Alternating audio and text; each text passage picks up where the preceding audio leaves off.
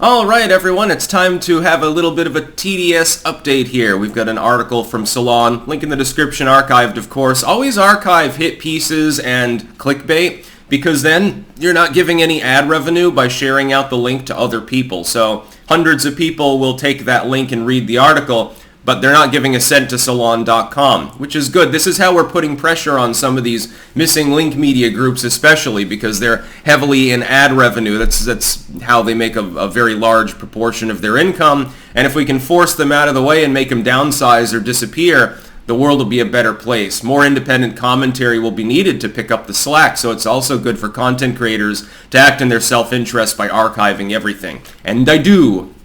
Anyway, this is about Agenda 47. Ooh, that sounds ominous. It's quite literally just the label for Trump's proposals should he be re-elected. And we know generally what those proposals are. Salons is calling it fascistic. He's got authoritarian policies in mind. Let's see what those authoritarian policies are. I agree on the Jesus moralistic side of things that I don't align with Trump. But as I pointed out years ago, I'm also fully cognizant of the fact that he is not actually a religious moralist. He's Donald Trump. One cannot really be a full-on religious Christian in the fundamentalist sense and be a corporate, boardroom cutthroat. It'd be a little bit difficult to make a moral proposition under which those two things could properly coexist. He's a liberal Christian. He goes to church once in a while, and I'm sure he believes in God. I don't deny his belief in Jesus, but he's not a biblical literalist. He's not really a moralist. He was way out on medical marijuana, gay rights, and a bunch of other shit. He was out ahead of some Democrats on these issues back in the goddamn 90s, so give me a break. The man's not a fascist. What is fascistic, though, according to Salons.com? He wants to build a wall. Oh my God. He wants to prevent children from being trafficked. I'm sure that the average Salon investor would be worried about that eventuality. So, building the wall. Restraining censorship online by reforming Section 230 and passing an Internet Bill of Rights. Literally, I couldn't have worded it any different myself because I've been making the same exact suggestion. His very first campaign video, this sealed the deal, by the way, with Trump being reelected for me. This sealed my support. His very first official campaign video that he uploaded to Rumble was like a 10-minute litany of changes that needed to be made to the censorship apparatus to uphold the First and Fourth Amendments. It was perfect. Full 10 out of 10. Knocked it out of the park. Now I make my living on the internet. Some of you do too. It's disproportionately important to me, therefore, that corporations can't unilaterally decide that I should not exist based on my political worldview. So that's fascism. Preventing authoritarianism is authoritarianism. You see this a lot with TDS, that the proposition that is made is that something that Trump has supported which actually reduces some sort of abuse or graft is itself labeled abusive and grafting. What about not starting World War III? Well, I didn't know that fascists generally didn't want to kill people or have their entire population nuked. I mean, there's growing resentment about the proxy war in Ukraine right now, even among Democrats, and they're paid to literally promote the administration's elephantine talking points. Certainly some Republicans as well. It's not a majority yet, but it's beginning to grow. Much like I saw with the war in Iraq long ago. At first, most of the population was gung-ho for it. Oh my God, Saddam helped Osama, which never happened. He has a bunch of weapons of mass destruction, many of which were never found. They did find some chemical shells and some biolabs, but they never found the stockpile of thousands of gallons of botulism and millions of shells of nerve gas that we were promised. They found a few small stockpiles that were quickly destroyed.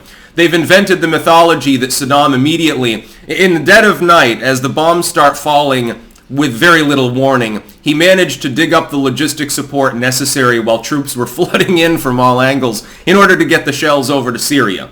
Possible. I just don't think that that's particularly likely. We'll keep an open mind about the Bush-era explanation for why they didn't find all those weapons. For the first few years, everyone was supportive of it. Not everyone, but most people. By 2007 or so, it had become a freak show. People realized it wasn't going to be a quick surgical war. We were promised the same, weren't we, with Ukraine? Well, we just flood the nation with weapons, give them logistic support. Soon as they do their counteroffensive, the Ruskies will be flying off the table. They'll be cut down by the tens of thousands. They'll have to cede Russian land. Some people are fantasizing that the Ukrainians would become so beefed up militarily that they would march over towards Moscow and force Russia to surrender land or something like that. Does that appear to be the case? No. That's why public opinion is shifting on this issue. Trump wants to accede to the public's growing wish to stop getting involved in such a dangerous struggle. The Ukrainians will need at some point to stand on their own merit simply because the amount of weapons that we have in the NATO countries is dwindling. We're pumping everything into Ukraine, thus endangering other vulnerable allies like Taiwan around the world in the process, I will note, and accomplishing nothing while spending hundreds of billions of dollars that we don't have. So that's fascism.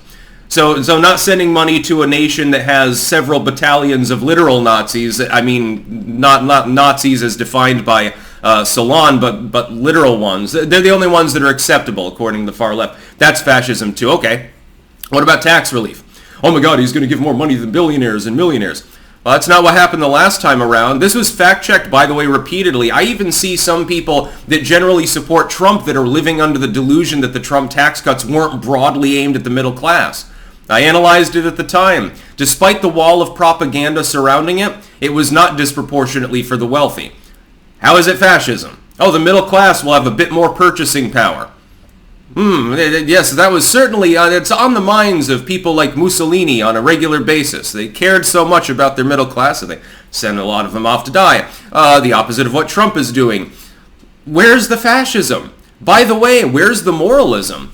On his views on things like gay marriage and abortion have remained rock solid now for decades.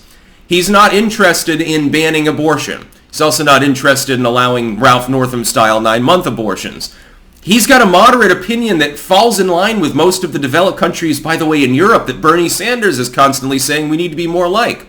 On gay rights, Trump doesn't care if gay people get married, cohabit, do whatever they want. I think he does care about Drag Queen Story Hour. Again, this is a moderate position. This is the norm position for the average American.